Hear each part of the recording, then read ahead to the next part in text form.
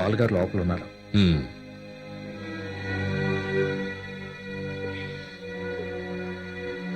మీరింత తొందరగా వస్తారని నేను అనుకోలేదు. అవేం మాటలు ప్రసాద్ గారు. అయినా నేను హైదరాబాద్ నుంచి ఇక్కడికి రావడానికి ఎంతసేపు పడుతుంది? గ్రూప్ వేరే, పార్టీ వేరే కావచ్చు. అయితే నా రాజకీయ గురువు గారు పాల్ గారే కదా. ఆ విషయం మీరు మర్చిపోయినట్లున్నారు. నేనెంత పెద్దవాడినైనా ఆయన అడుగుజాడల్లో నడవాలి కదా. అదే న్యాయం కదా. అవునవును.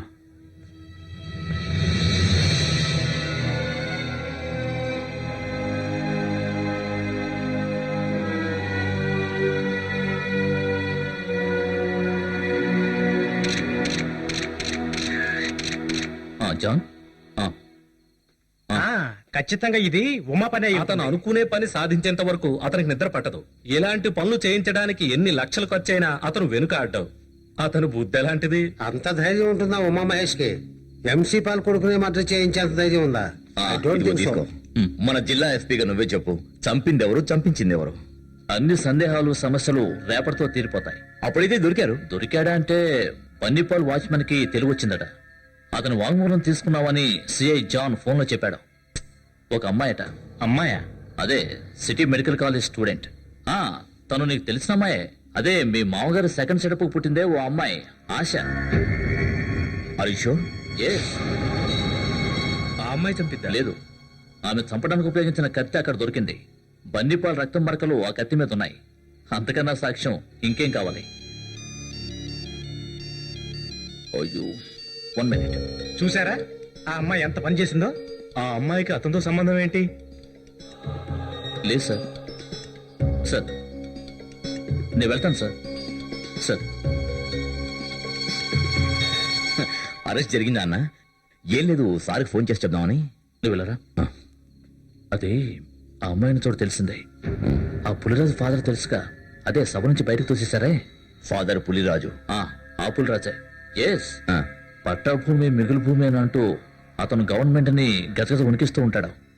అతని దగ్గరున్న అమ్మాయిని పట్టుకుంటే హంతకురాలికి ఆశ్రయం ఇచ్చాడని ఆ ఫాదర్ను కూడా కేసులో ఇరికించవచ్చు. అరెస్ట్ చేయడం ఎందుకు లేట్ చేస్తున్నాడు? ఫాదర్ కి లోకల్ సపోర్ట్ బాగా ఉందయ్యా. అక్కడ పరిస్థితులు గమనించి కొన్ని జాగ్రత్తలు తీసుకోవాలి. రేపు మధ్యాహ్నం లోపు అరెస్ట్ జరుగుతుంది. నా చిట్టి తండ్రి ఇలా చూడు, ఈ డెడ్లీ సీక్రెట్ ని బయటికి పొక్కనీకే. అదేంటన్నా అలా అనుమానిస్తున్నావు? నీ డిపార్ట్మెంట్ అంటే నా డిపార్ట్మెంట్ కదా. ఓ, అర్జెంటుగా 2 పెగలేయాలి.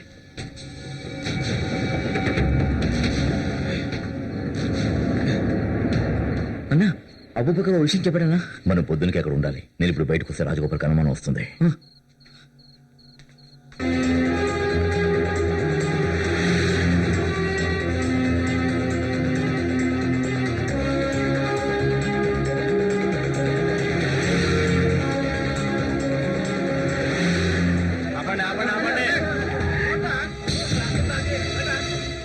ఎవరో డేవిడ్ అని చెప్తే చాలు, ఫాదర్కి అర్థమవుతుంది.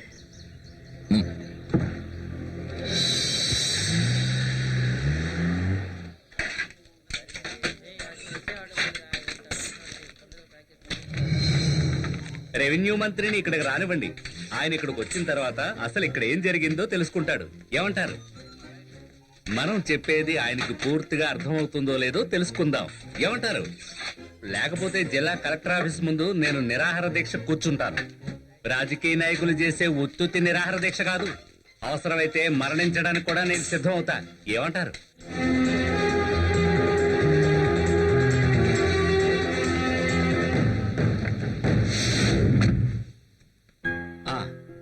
మరైతే వెళ్ళండి. మధ్యాహ్నం ప్రేయర్ హాల్లో కూర్చొని ఆలోచిద్దాం. ఏమంటారు? వెళ్ళండి. అలాగే సార్. ఏమయ్యా డేవిడ్, నువ్వు క్షేమంగానే ఉన్నావా? ఎక్కడా పిచ్చి పిల్ల రా. ఎందుకు అలా పనిచేసింది? కథ అంతా ఆమె చెప్తుంది. నువ్వు మాత్రం తన తిట్టకు. ఏడ్చి ఏడ్చి బాగా నీరసించిపోయింది. అన్నా, ఇక్కడ పావులుగా ఉండవు కదన్నా. రే, మూసుకుని రారా.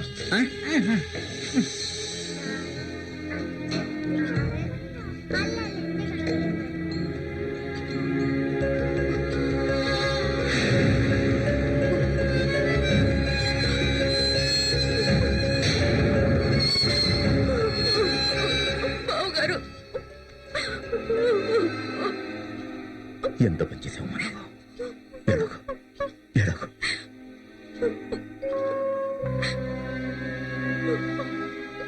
ఒక మనిషిని చంపేత ధైర్యం ఉన్న నువ్వేనా ఇలా ఏడ్చేది? స్నేహితురాల మీద ఉన్న ప్రేమను అర్థం చేసుకోగలను. ఆమె చావుని కలిగిన బాధ నాకు తెలుసు. కానీ ఒక వ్యక్తిని చంపాలనుకున్నప్పుడు దానివల్ల కలిగే ప్రాబ్లమ్స్ గురించి నీకు తెలియదా? నీ జీవితం గురించి, నిన్ను ప్రేమిస్తున్న ఆత్మీయుల ముఖాలు ఆ క్షణాన్ని గుర్తు రాలదా? లేదు బాబు గారు, ప్రెస్ మీట్ ని పెట్టి వాడు అర్చన ఎవరో తెలియదని వాగడంతో జరిగిన నిజాల్ని దాచి వాడి పచ్చి అబద్ధాలు అందరితో అంటూ ఉంటే నా గుండె రగిలిపోయింది.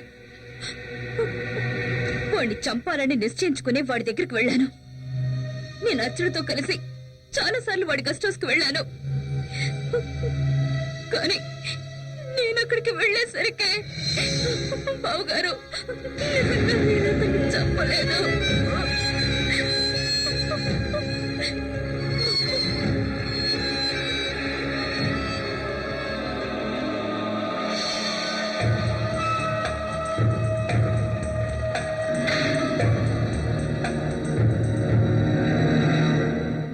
ఎవరమ్మా నువ్వు? ఓ నువ్వా? ఇంతకు ముందు చూశాను. నువ్వు మెడికల్ కాలేజ్ స్టూడెంట్ కదా? లోపలికి వెళ్ళండి, బన్నీ సార్ లోపల ఉన్నారు.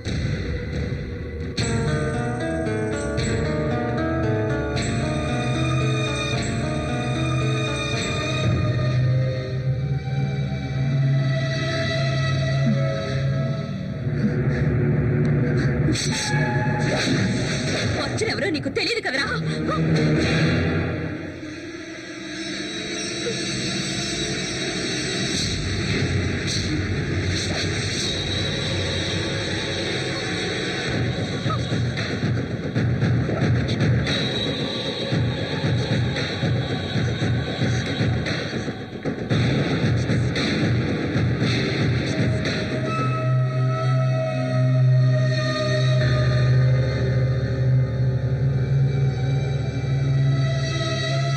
అక్కడి నుంచి పారిపోవాలని మాత్రమే నాకు అనిపించింది. నేను చంపలేదన్న విషయం ఎవరికి చెప్పాలో కూడా నాకు తెలియలేదు. ఇక్కడికి రావాలని నిర్ణయించుకున్నాను. ఆ ఒక్క మార్గమే నాకు అప్పుడు కనిపించింది. ఇక్కడికి వచ్చి ఎన్ని తలదాచుకున్నాను. రోజులని పోలీసు వాళ్ళకి తెలిసింది నిన్ను అరెస్ట్ చేయడానికి వాళ్ళు ఇక్కడికి వస్తారు. దానివల్ల ఫాదర్ కి కూడా అవమానం జరుగుతుంది. పైనుంచి వచ్చిన ఆర్డర్స్ అవి. వద్దు బాబు గారు, నేనే వచ్చి సరెండర్ అవుతాను. జరిగిందంతా పోలీసులతో చెప్పేస్తాను. నమ్మరంటే నమ్మరు. అంతేకాక నువ్వే ఆ హత్య చేసావని ప్రూవ్ చేయాలని పట్టుదలతో ఉన్నారు పోలీసులు. నువ్వు వదిలేసిన కత్తి వాళ్ళకు పెద్ద విట్నెస్. కత్తి మీద బన్నీ రక్తపు మరకలు ఉన్నాయని ఎఫ్ఐఆర్ లో ఉంది. దాని అర్థం ఏమిటంటే నువ్వే దోషివని వాళ్ళు ముందే నిర్ణయించారు. వద్దు, ఇప్పుడు నువ్వు వాళ్ళకి దొరకకూడదు. ఫాదర్, నేను ఆశ నాతో పాటు తీసుకెళ్తాను.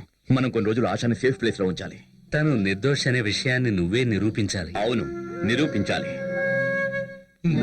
కానని దైవమ చూసావా ఈ ఘోరం, చెయ్యని నేరం పాపై కరిచెను పాపం, కారు మబ్బులు కమ్మిన జాబిలి నువ్వే, బుడి బుడి నడకల పసి ప్రాయాన అయ్యామ్మ అనాథ, ఆ దేవుడు పంపిన దేవదూతలు నిన్ను కాపాడేనా, నిన్ను కాపాడేనా.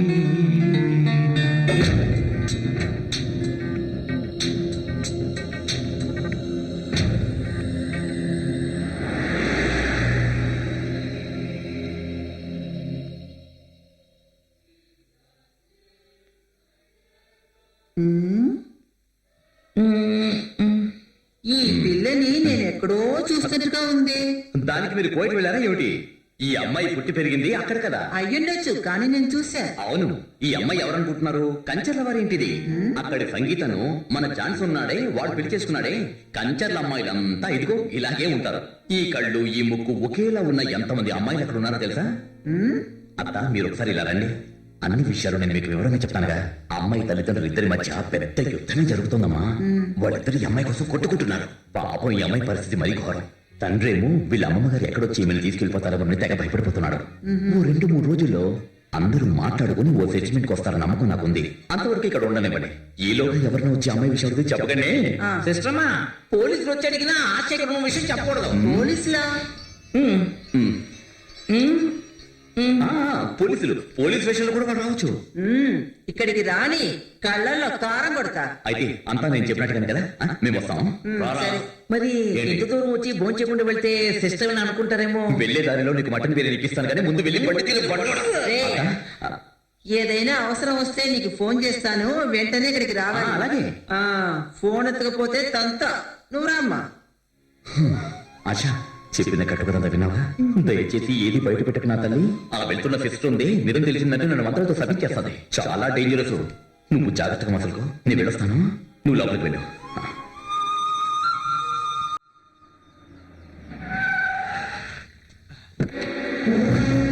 అయ్యా నమస్కారం.